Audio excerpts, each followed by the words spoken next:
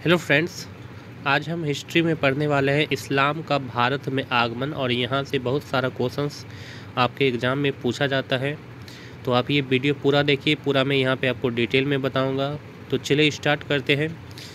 इस्लाम का भारत में आगमन, तो एक एक करके देखेंगे और कौन कौन सा क्वेश्चंस आपके लिए इम्पॉर्टेंट है मैं आपको यहाँ पे बताता भी चलूँगा, और पूरा डिटेल में आपको मैं यहाँ पे बताने वाला हूँ।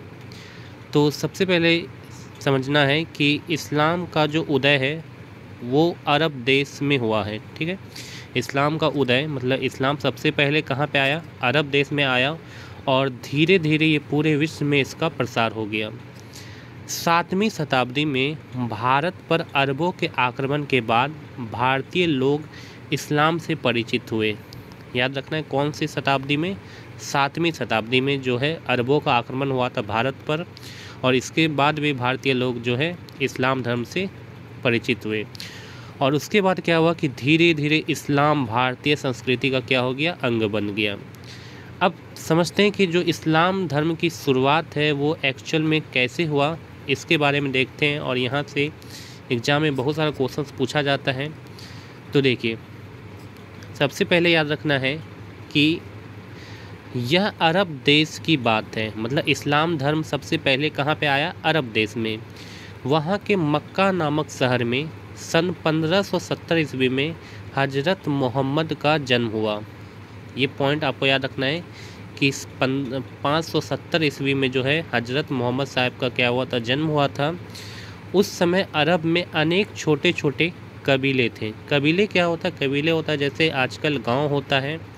ठीक है, तो उस समय जो है पूरा जो आपका अरब है वो कबीले में बटा हुआ था। ठीक है, गांव की तरह ही बहुत सारा कबीला था जो लगातार एक दूसरे से लड़ते रहते थे। ये लोग बहुत सारे देवी देवताओं की पूजा करते थे। जो कबीले के लोग थे वो लोग, याद रखना है, बहुत सारे देवी देवताओं की क्या करते थे? पूजा करते थे। और जो हजरत मोहम्मद थे, इन कबीलों के बीच आपसी सौहार्द एवं भाईचारा बढ़ाने के लिए यह संदेश देने लगे कि ईश्वर एक है। जो हजरत मोहम्मद साहब थे उन्होंने सौहार्द और भाईचारा बढ़ाने के लिए जो है ईश्वर एक है इसका जो है संदेश देने लगे सभी के बीच।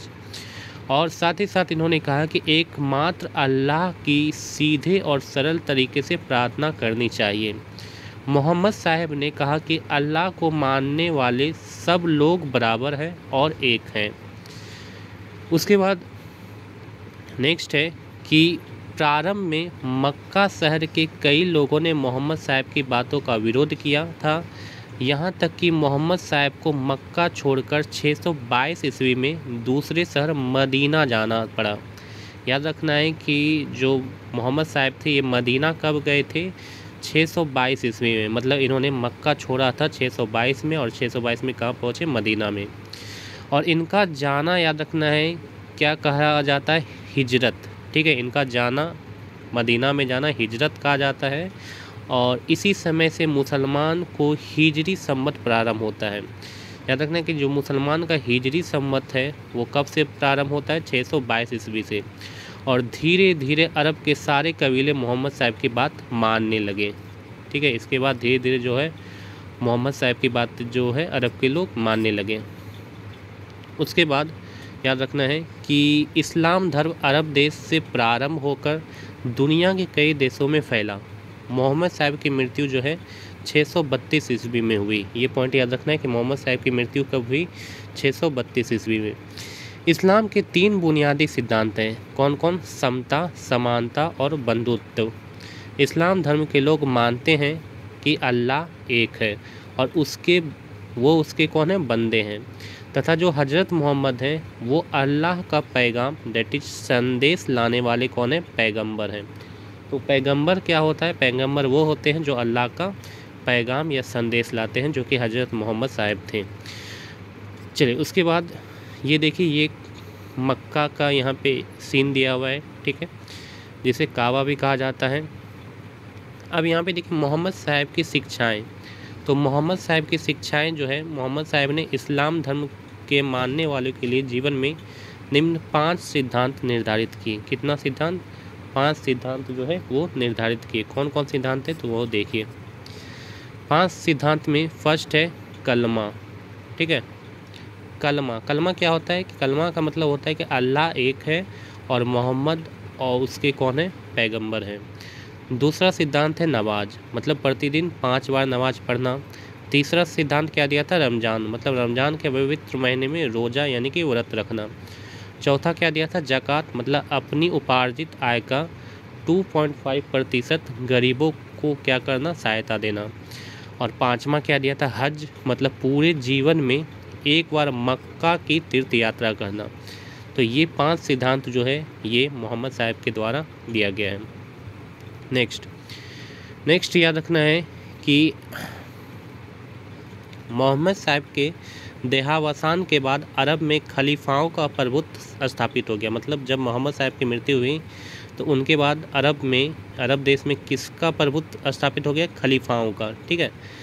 खलीफा क्या होता है, तो खलीफा पैगंबर के उत्तराधिकारी के रूप में मुस्लिम जगत के धार्मिक गुरु तथा राजनीतिक प्रशासक होते थे।